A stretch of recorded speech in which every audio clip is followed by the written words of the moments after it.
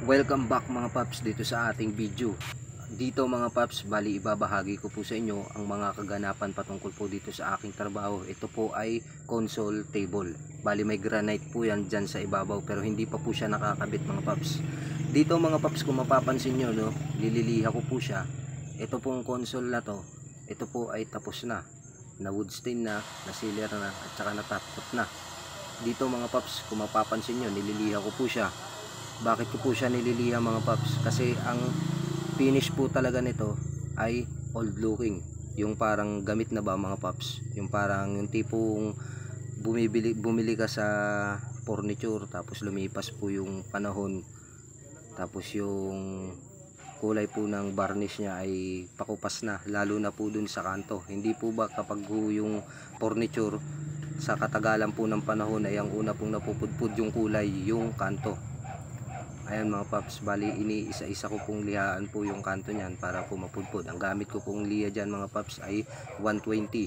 After po ng 120 ay susundan ko po yan ng 220 at saka po 600. Ayan mga paps. Tapos kung mapapansin nyo mga paps, no, yung kulay po ng varnish na ito ay hindi po pantay-pantay, para po siyang batik-batik. Isa rin po yan sa mga dahilan mga paps na nagdadagdag po sa pagiging old looking niya. Ayan mga paps, mukha po siyang rough tignan pero smooth po siyang hawakan. Ayan mga paps, bali isinishare ko lamang po sa inyo. Kung may suggestion po kayo patungkol dito sa aking trabaho o sa akin, kung tama po ba ito, ay malaya po kayong makakapag-comment sa comment section. Ayan mga paps, bali dito mga paps, no, after ko na po siyang malihaan, pinunasan ko na po siya ng basahan, yung tuyong basahan mga paps. Tapos sinundan ko po yan ng basang basahan para po matanggal yung mga alikabok. Kasi hindi ko na po yan tatapkotin mga paps, kasi gawa nga po na natapkot ko na po yan.